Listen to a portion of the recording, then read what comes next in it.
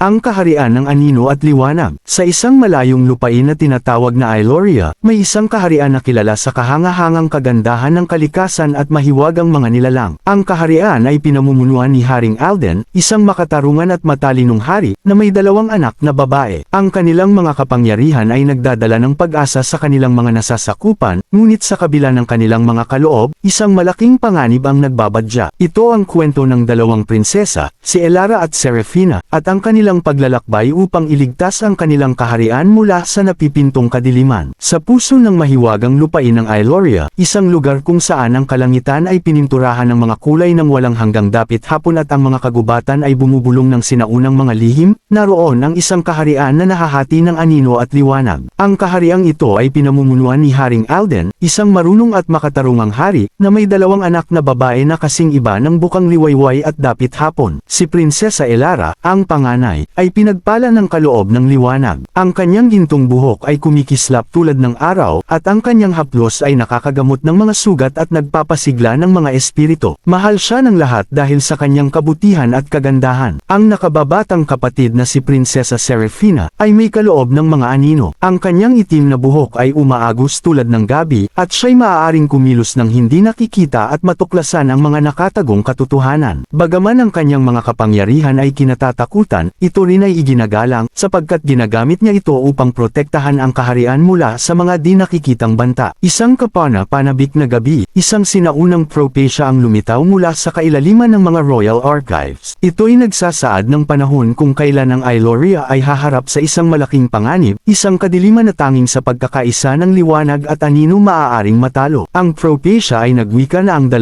prinsesa ay dapat maglakbay ng magkasama sa ipinagbabawal na kagubatan at kunin ang puso ng Ailoria, isang mahiwagang hiyas na may kapangyarihang iligtas ang kaharian. Sa kabila ng kanilang mga pagkakaiba, naglakbay sina Elara at Serafina sa kanilang pakay. Ang kanilang paglalakbay ay puno ng panganib, sapagkat ang ipinagbabawal na kagubatan ay kilala sa mga mapanlinlang na landas at mga nakaambang panganib. Sa daan, nakatagpo nila ang iba't ibang mga nilalang, ang matalinong, sinaunang Trint na nagsasalita sa mga bagtong, ang mapanlinlang na Will o Wisps na nagtatangkang iligaw sila, at ang mabagsik na mga Griffon na nagbabantay sa mga lihim ng kagubatan. Sa mga pagsubok na ito, natutunan ng mga prinsesa na umasa sa lakas ng isa't isa. Ang liwanag ni Elara ang gamabay sa kanila sa pinakamadilim na mga daan, habang ang mga anino ni Serafina ang nagtago sa kanila mula sa mga kaaway. Lumakas ang kanilang ugnayan sa bawat hamon na kanilang nalalampasan, at nagsimula silang maunawaan na ang kanilang mga pagkakaiba ang kanilang pinakamalaking yaman. Habang sila'y nagpatuloy sa paglalakbay, narating nila ang yungib ng mga bulong, isang lugar kung saan ang mismong hangin ay tila buhay sa mga sinaunang tinig. Upang makuha ang puso ng Ailoria, kailangan nilang lagpasan ang isang pagsubok na haamon sa kanilang pinakamalalim na mga takot. Para kay Elara, ang pagsubok ay nagpakita ng isang bisyon ng mundong nabalot sa kadiliman, kung saan ang kanyang liwanag ay hindi makararating. Napalibutan siya ng mga taong hindi niya mailigtas, ang kanilang mga pakiusap ay umaalingaw-ngaw sa kanyang mga tainga. Siya'y nakaramdam ng kawalan ng pag-asa, ngunit naalala niya ang lakas ng kanyang kapatid. Sa pagguhit mula sa katatagan ni Serafina, natagpuan ni Elara ang tapang na wakasan ng ilusyon. Para kay Serafina, ang pagsubok ay isang mundo na binabalutan ng nakakasilaw na liwanag, kung saan ang kanyang mga anino ay tinanggal, at siya'y nagiging lantad at mahina. Naramdaman niya ang mga mapanghusgang mata ng mga taong natatakot sa kanyang mga kapangyarihan. Ngunit sa pag-alala sa kabaitan ni Elara, niyakap ni Serafina ang liwanag, na hinayaan itong ipakita ang nakatagong kagandahan sa loob ng kanyang mga anino. Magkasama, ang kanilang pagtanggap at tapang ay nagsira sa mga ilusyon na nagbunyag ng puso ng Ailoria. Sa pagdadala ng puso ng Ailoria, bumalik ang mga prinsesa sa kanilang kaharian. Sa kanilang pagdating, natuklasan nilang ang kadilimang inihula ay nagsimula ng kumalat. Ang mga anino ay sumasakop sa buong lupain, at ang takot ay nagugat sa mga puso ng tao. Sina Elara at Serafina, na pinagbuklod ng kanilang paglalakbay, ay alam ang dapat gawin. Dinala nila ang puso sa gitnang plaza ng kaharian at inilagay ito sa sinaunang altar. Habang pinag-isa nila ang kanilang mga kapangyarihan, ang liwanag at anino ay nagsanib, na lumikha ng isang maningning na liwanag na kumalat sa buong Ailoria. Ang kadiliman ay umurong, at ang kaharian ay nabalot sa isang magkasundo na dapit hapon, kung saan ang liwanag at anino ay magkasamang umiiral sa perpektong balanse. Ang mga tao, na nasaksihan ang pagkakaisa ng dalawang prinsesa, ay natutong tanggapin ang kanilang mga pagkakaiba at nakita ang lakas sa pagkakaiba-iba. Ang kwento ng Ailoria ay nagtuturo sa atin na ang tunay na lakas ay hindi nasa ating mga individual na kakayahan, kundi sa ating kakayahang magtulungan, na yakapin at ipagdiwang ang ating mga pagkakaiba. Ang liwanag ay hindi maaaring umiral ng walang anino, at ang anino ng walang liwanag. Sa pamamagitan ng pag-unawa, pagkahabag, at pagkakaisa, maaari nating malampasan ang pinakamalalaking hamon. At sa gayon, ang kaharian ng Ailoria ay umunlad, isang patunay sa kapangyarihan ng pagkakaisa, kung saan ang liwanag at anino ay magkasamang sumasayaw, na lumilikha ng isang mundo ng walang hanggang hiwaga at pagkakasundo.